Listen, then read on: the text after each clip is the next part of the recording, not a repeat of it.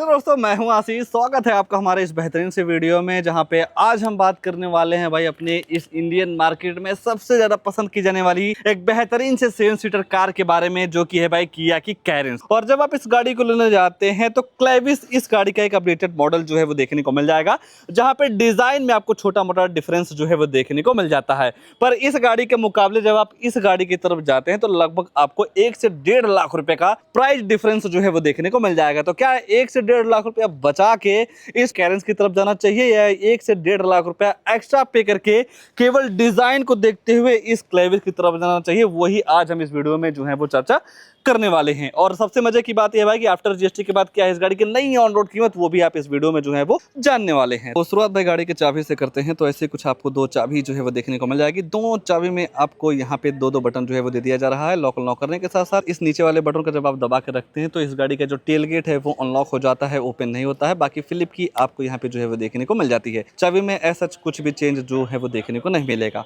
गाड़ी की अगर जो आप फ्रंट फीचर की बात करते हैं तो नो डाउट ये भी गाड़ी आपको फ्रंट से काफी ज्यादा जो है वो पसंद आ सकती है, जिसके सेंटर में आपको किया का लोगो जो है वो देखने को मिल जाएगा। और सिंगल वेरिएंट ही आता है प्रीमियम ऑप्शनल करके, जहां पे आपको डीजल पेट्रोल के दोनों का ऑप्शन जो है वो देखने को मिल जाता है। बाकी हेडलाइट वगैरह में आपको वही पीली लाइट मिलती है, जिसे आप low beam high beam adjust कर सकते हैं।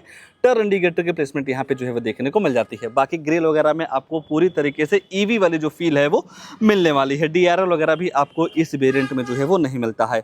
अगर जो आपका बजट थोड़ा 1 से 1.5 लाख रुपया टाइट है भाई, तो आप क्लेविस की तरफ जो है वो जा सकते हैं, जहाँ पे आपको थोड़ा हल्का डिजाइन में थोड़ा चेंज मिल जाएगा और 1-2 फीचर की बढ़ोतरी जो है ना उस गाड़ी में आपको मिल जाती है। पर कहीं ना कहीं भाई पैसे का जो रोल होता है ना काफी तगड़ा होता है। तो कम बजट के साथ इस गाड़ी को भी अपना जो है वो बना सकते हैं, क्योंकि जो डीजल इंजन है या पेट्रोल इंजन है आपको दोनों गाड़ियों में ही सेम देखने को मिल जाएगा। और साइड में आते हैं तो साइड से आपको ऐसा कुछ बेहतरीन सा लुक जो है वो देखने को मिल जाएगा।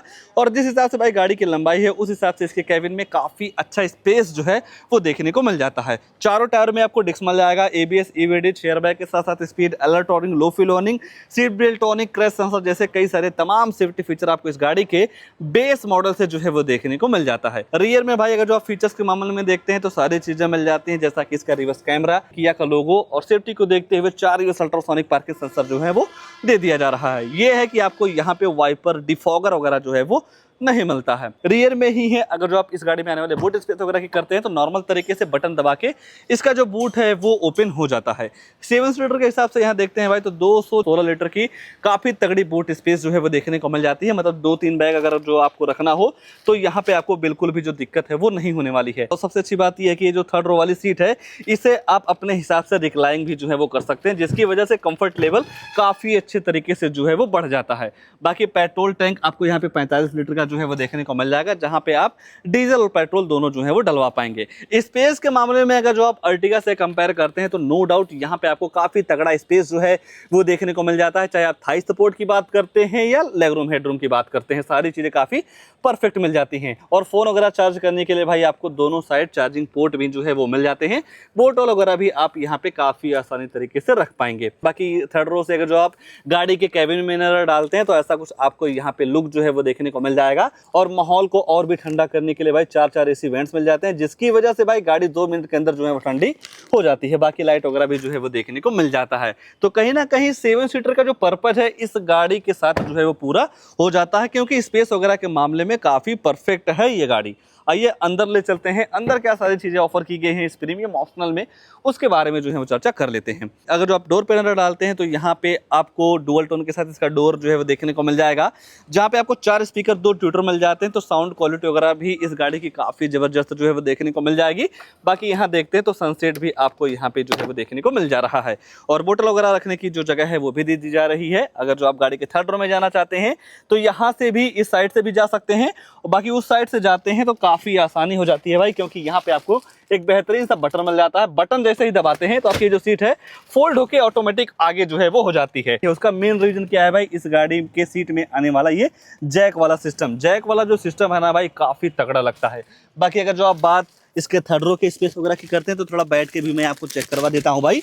और जब आप यहाँ बैठते हैं तो नो डाउट आप देख पा रहे होंगे सारी चीजें आपके हिसाब से काफी परफेक्ट जो है वो देखने को मिल जाएगी। हाइट के हिसाब से काफी कंफर्टेबल आप यहाँ पे जो है वो फील कर पाएंगे। और ग्लास एरिया वगैरह भी थोड़ा बड़ा है, तो घुटने वाली फील जो है वो नहीं मिलने वाली। और अगर जो आप बात इस गाड़ी के सेकंड रो के स्पेस वगैरह की करते हैं, तो नो डाउट यहाँ पे भी आपको काफी अच्छा खासा Thai support, leg room, head room की जो दिक्कत है वो नहीं होने वाली है। और ये जो एसी बैंड्स है भाई, इनके जो कंट्रोल्स है यहाँ पे आपको मिल जाते हैं। आप यहाँ से फैन स्पीड वगैरह जो है वो बढ़ा सकते हैं, और नॉर्मल तरीके से केबल वगैरह लगा के भी आप अपने फोन को जो है वो चार्ज कर पाएंगे।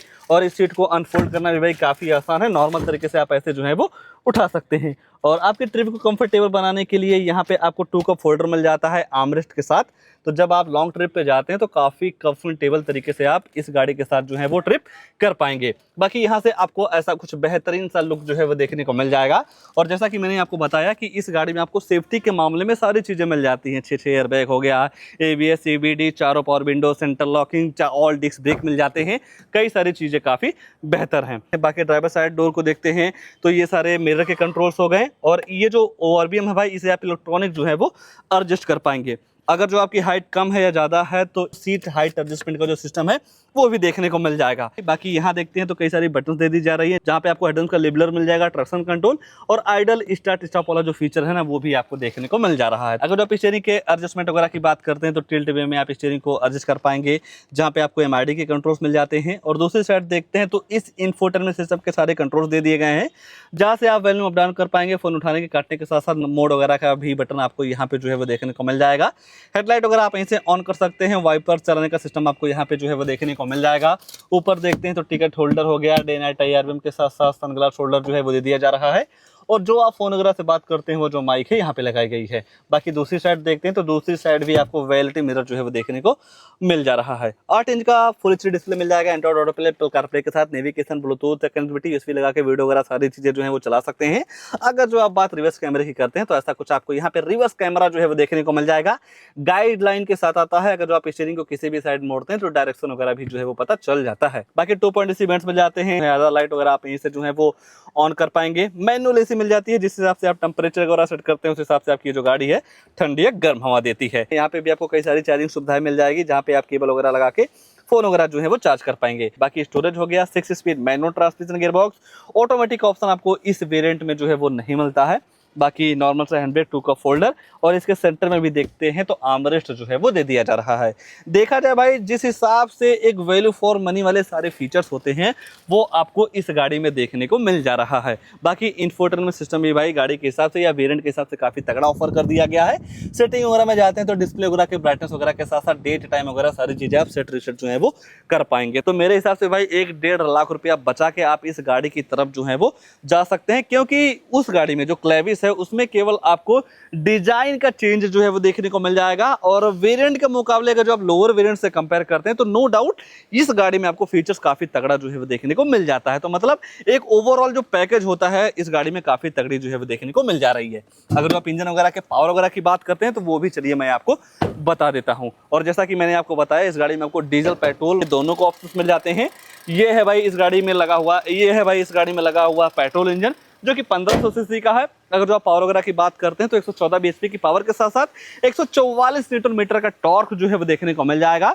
और इस गाड़ी को अगर जो आप डीजल में लेते हैं तो वहां पे आपको 114 bhp की पावर के साथ साथ 250 न्यूटन मीटर का टॉर्क जो है वो देखने को मिल जाता है। प्राइस में अगर जो आप डिफरेंस वगैरह की बात करते हैं तो 12,77,000 एक्स शोरूम कीमत में इस गाड़ी का डीजल इंजन पड़ जाता है।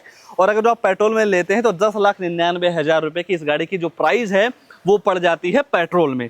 तो प्राइस वगैरह के हिसाब से देखेंगे तो नो डाउट ये गाड़ी आपके लिए काफी बेहतर जो है वो हो सकती है। इस गाड़ी को लेकर या इस वेरिएंट को लेकर और 1.5 लाख रुपया बचा के क्या क्लेविस की तरफ जाना चाहिए, इन सारी चीजों को लेकर आपके मन में क्या ख्याल है, कमेंट में जरूर दीजिएगा। और ऐसे नई गाड़ियों की जानकारी लेने के लिए आप हमारे वीडियो को लाइक, शेयर, आशीष कार रिव्यू चैनल को सब्सक्राइब जरूर कर सकते हैं। आज के लिए बस इतना ही, तब तक के लिए धन्यवाद।